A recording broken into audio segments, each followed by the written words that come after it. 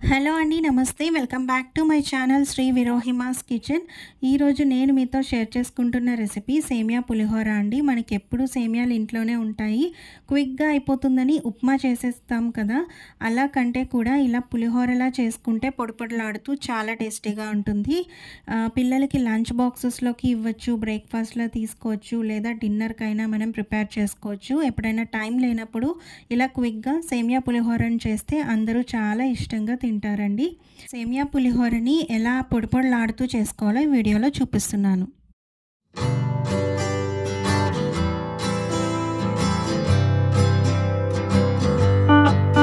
సేమియా పులిహోర చేసుకోవడానికి మనం ముందుగా స్టవ్ పైన ఇలా గిన్నెలో వాటర్ యాడ్ చేసుకొని బాయిలింగ్‌కి పెట్టుకోవాలి. దాంట్లో ఒక పావు టీ స్పూన్ పసుపు, హాఫ్ టీ స్పూన్ వరకు ఉప్పు, అలానే 2 టేబుల్ స్పూన్ల వరకు ఆయిల్ యాడ్ చేసి వాటర్ అనేది బాగా మరిగేంత వరకు ఉంచుకోండి. ఇలా బాగా మరిగాక నేనైతే ఒక కప్ వరకు బాంబినో వర్మిసెల్లిని తీసుకొని ఇందులో యాడ్ చేస్తున్నాను.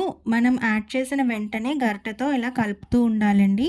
లేదంటే ఉండలు కట్టేస్తుంది. ఇలా మనం ఒకసారి మిక్స్ చేసుకొని వాటిని బాయిలింగ్ అయ్యేంత వరకు ఉంచుకుంటే ఇలా మనకి సేమియా అనేది ఇలా బాయిల్ అవుతుంది. ఇలా చెక్ చేసుకోండి. ఒకసారి తుంచుకొని మనకి ఇలా రెండుగా మనకి బ్రేక్ అయిందంటే సేమియా బాగా కుక్ అయినట్టు. ఇప్పుడు మనం ఆ వాటర్ అంతటిని కూడా ఒక జల్లెడ పెట్టుకొని ఇలా స్ట్రెయిన్ చేసేసుకోండి. ఇలా మనకి వాటర్ అంతా వచ్చేస్తుంది. ఆ వాటర్ని వంపేయండి. ఈ వాటర్ని వంపేశాక కూల్ వాటర్ యాడ్ చేసి మళ్ళీ ఇంకొకసారి స్ట్రెయిన్ చేయండి. ఇలా మనం కూల్ వాటర్ యాడ్ చేయడం వల్ల ఇవి మనకి కొంచెం సేమియాలు అనేవి స్టిఫ్ అయ్యి ఒకటికొకటి అతుక్కోకుండా మనకి పులిహోర అనేది పొడిపొడిలాడుతూ వస్తుందన్నమాట. చూసారు కదండి. ఇప్పుడు మనం సేమియాని చూస్తే మనకి ఈ టైంలోనే అర్థమైపోతుంది. మనకి పొడిపొడిలాడుతూ ఏం చేసినా కూడా ఈ టైంలో పర్ఫెక్ట్గా వస్తుందని మీకే తెలుస్తుందండి. ఇప్పుడు చూసారు కదా, ఇవి ఏమాత్రం అతుక్కోకుండా నాన్ స్టిక్కీగా బాగున్నాయన్నమాట పొడిపొడిలాడుతూ. ఇప్పుడు మనం దీన్ని పక్కన పెట్టి ఉంచుకుందాం. సేమియా పులిహోర చేయడానికి ముందుగా మనం స్టవ్ పైన ఇలా ప్యాన్ పెట్టుకొని ఆయిల్ హీట్ అయ్యాక ఇందులో ఆవాలు, జీలకర్ర, అలానే సాయి మినపప్పు, ఇష్టమైన వాళ్ళు పచ్చిశనగపప్పును కూడా యాడ్ చేసుకోవచ్చు. ఇలా ఒక గుప్పెడు వరకు పల్లీలను తీసుకొని వేయించుకోండి. అలానే పావు టీ స్పూన్ ఇంగువ యాడ్ చేయండి.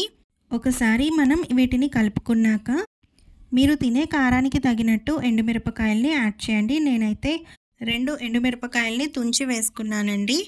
ఇప్పుడు ఇవన్నీ కూడా ఫ్రై అయ్యాక ఒక గుప్పెడు వరకు జీడిపప్పు పలుకుల్ని కూడా తీసుకొని ఇందులో యాడ్ చేసి బాగా ఫ్రై చేయండి. ఇలా మనకి దోరగా ఫ్రై అవ్వాలి. ఇలా దోరగా ఫ్రై అయ్యాక ఒక పెద్ద సైజు ఆనియన్ని చీలికలుగా కట్ చేసుకొని ఇందులో యాడ్ చేయండి. అలానే మీరు తినే కారానికి తగినట్టు పచ్చిమిరపకాయల్ని యాడ్ చేసుకోండి. అలానే ఒక స్పూన్ వరకు అల్లాన్ని చిన్నగా కట్ చేసుకొని యాడ్ చేసి బాగా ఫ్రై చేసుకోండి. ఇవన్నీ మనకి ఆనియన్స్ అనేవి మగ్గాలి. మగ్గాకే మనం సేమియా అనేది యాడ్ చేసుకోవాలి. ఆనియన్స్ అనేవి మగ్గడానికి సరిపడా సాల్ట్ని యాడ్ చేసి బాగా మిక్స్ చేసుకోండి.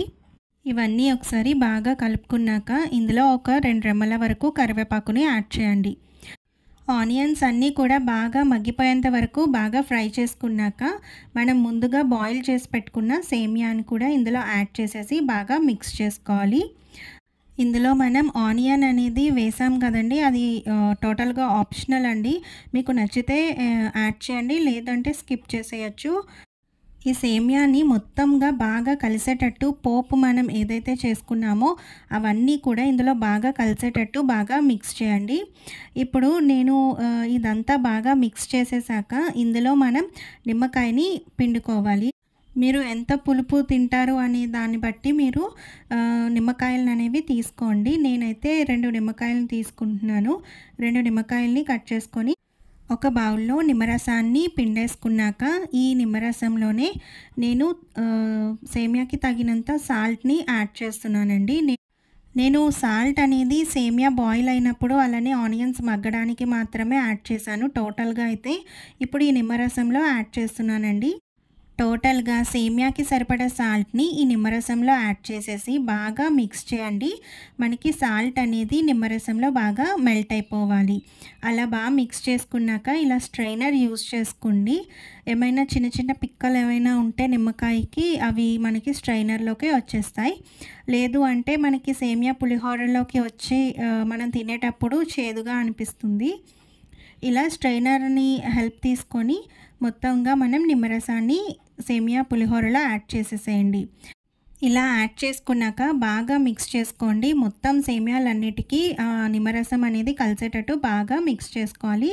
ఇలా బాగా మిక్స్ చేసుకోగానే మనం ఇది చేస్తుంది అల్యూమినియం వెజల్‌లో కాబట్టి వెంటనే డిష్ అవుట్ చేసేయండి.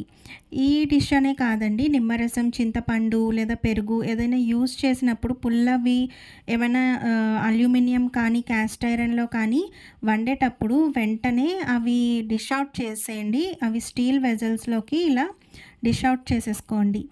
లేదు అంటే మనకి క్యాస్ట్ ఐరన్ కానివ్వండి, అల్యూమినియం కానివ్వండి వాటితో ఈ పులుపు అనేది రియాక్ట్ అవ్వి కొంచెం మనకి మంచిది కాదనమాట. ఈ వీడియో మీకు నచ్చినట్లయితే లైక్ చేసి, షేర్ చేసి, సబ్స్క్రైబ్ చేసుకోండి శ్రీ విరోహిమాస్ కిచెన్ ఛానల్‌ని. Bye, take care.